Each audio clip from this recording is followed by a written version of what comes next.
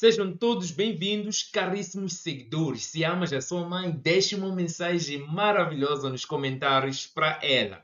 Muito bem, vamos tratar aqui dos logaritmos. Bom, eu vim aqui dar as noções básicas dos logaritmos. Vocês vão me agradecer depois, lá no final, agora prestem bem atenção, porque a aula já vai iniciar. Logaritmos, ok? Logaritmos. Bom, essa coisa de logaritmos, primeiro, né?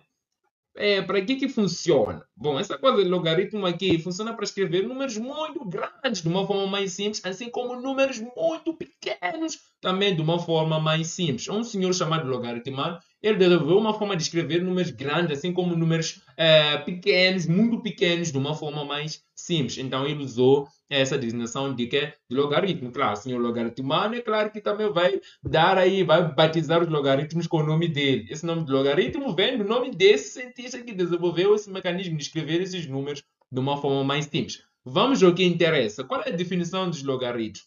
Bom, a definição diz o seguinte. Primeiro nós temos que entender a definição. Definição dos logaritmos é matemática, não é? Não é definição, é definição, não é? Bom, há uma definição matemática dos logaritmos, claro. Definição.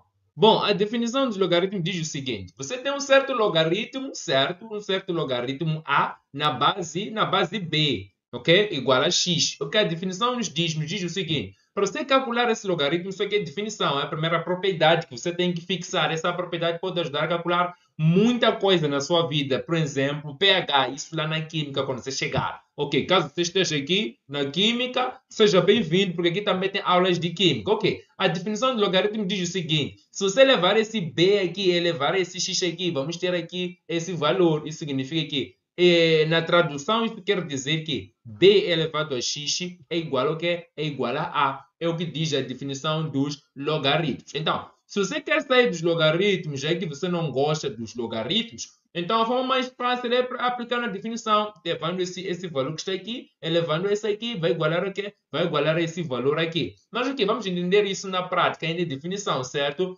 Bom, nós temos aqui na prática, para calcular isso, podemos fazer o seguinte. Nós temos aqui, por exemplo, logaritmo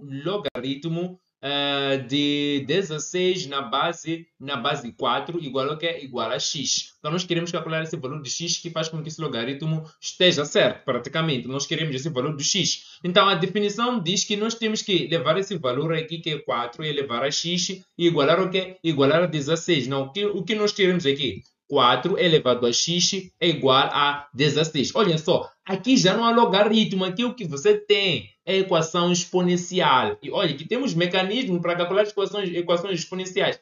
Para nós podermos calcular equações exponenciais, há uma grande necessidade de tornar essa base e essa base o quê? Idênticas. Sendo que essas duas bases se tornam idênticas, então vamos fazer o quê? Vamos igualar os expoentes. Então, é importante que nós saibamos decompor os números, certo? Vamos decompor 16 de modo a termos uma base semelhante a essa aqui. Podemos decompor os dois números, tanto faz. Mas você aprendeu que 16, olha, quando você quer decompor, pode decompor assim: 16 é divisível por 2 quantas vezes? 8.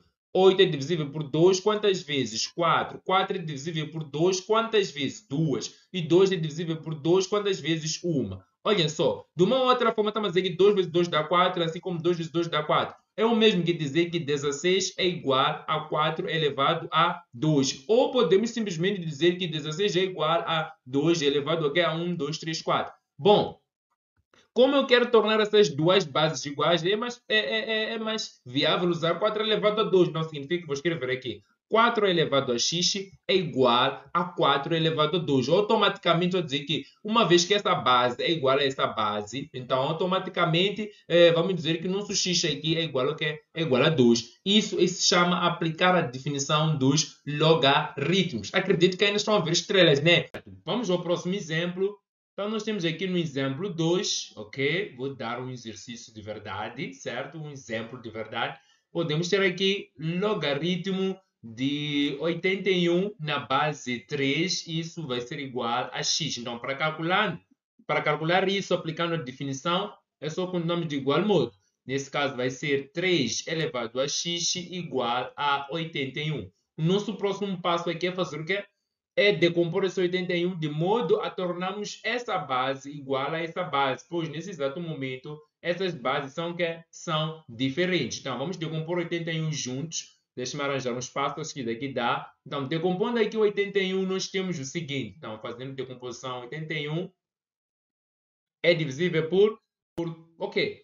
Olha só, por 2 não é. Por quê? Porque números divisíveis por 2 são aqueles que terminam por 0, 2, 4, 6, 8. Bom, se você quer saber quais são os números divisíveis por 2, são esses números que são terminados por 0, ou 2, ou 4, ou 6, ou 8. Então, todo número que termina por 0, saiba que é divisível por 2. Todo número que termina por 2, 4, 6 ou 8, saiba que esse número é divisível por 2. Portanto, esse nosso número aqui, dá para entender que esse número não é divisível por 2, porque não terminou nem com 0, nem por 2, nem por 4, nem por 6, nem por 8. Então, bom, vamos atacar um outro número. Não é divisível por 2, né? Que tal por 3? Para sabermos se um número é divisível por 3, é necessário nós somarmos os seus algarismos, somar tipo 8 mais 1 mesmo.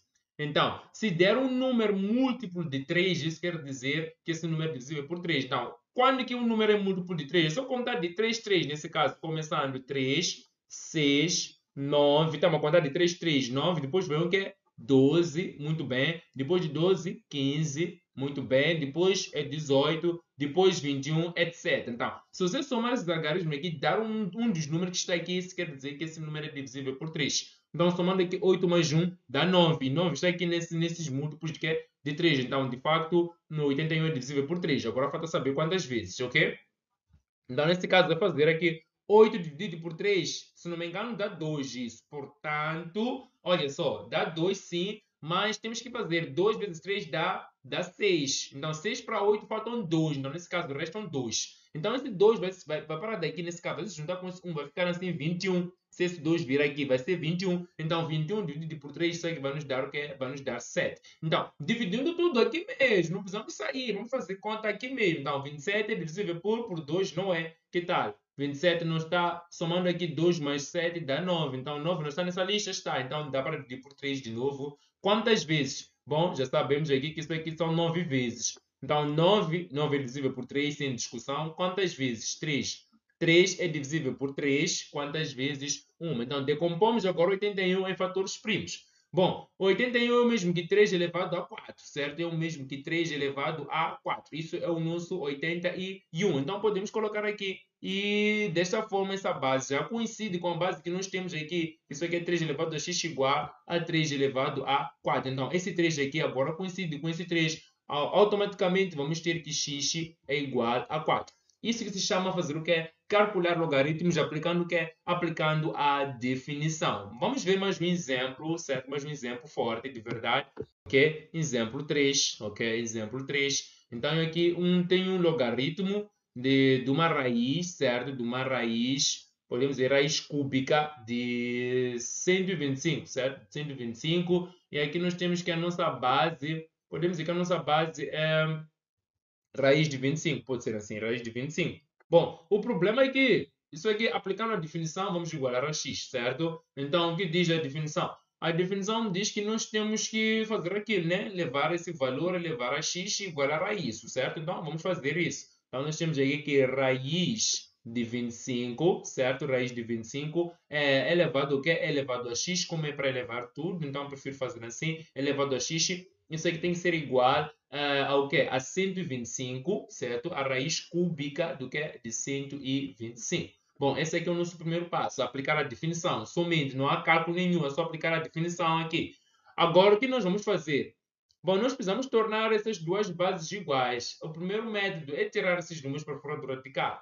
Mas para tirar bem isso aqui, vamos decompor tanto 25 assim como 125 para termos um grande sucesso total. Então, decompondo aqui o 25, 25 terminar por 5, todo número que termina por 5, nós temos aqui todo número que termina por 5, todo número que termina por 5 é divisível por 5. Então, todo número que termina por 5 é 0 é divisível por 5. Então, dividimos aqui por 5. Quantas vezes? 5 vezes. 5 é divisível por 5. Quantas vezes? Uma vez. Então, desta forma aqui, vamos decompor o 125. Ok, vou fazer isso daqui, certo? Vou fazer isso daqui. 125. Então, fazendo aqui a decomposição do 125, nós temos que o 125 é divisível por 5. Quantas vezes? Ainda não sei. Agora aqui 12 dividido por 5.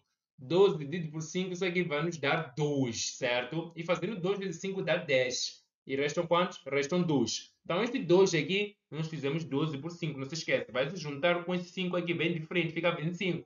25 por 5, isso aqui vai nos dar o quê? Vai nos dar 5, ok? Então, nós temos aqui a resposta a 25. Então, 25 é divisível por 5, já fizemos aqui, recorda, quantas vezes 5. E 5 é divisível por 5, quantas vezes 1. Prontos, já temos aqui os nossos casos. Só que ainda esses dois casos aqui estão dentro dos radicais. Então, nós temos aqui que isso aqui vamos ter. Vamos ter o seguinte, raiz, ok? Isso aqui é uma raiz quadrada, é de 5 elevado a quê? Elevado a 2.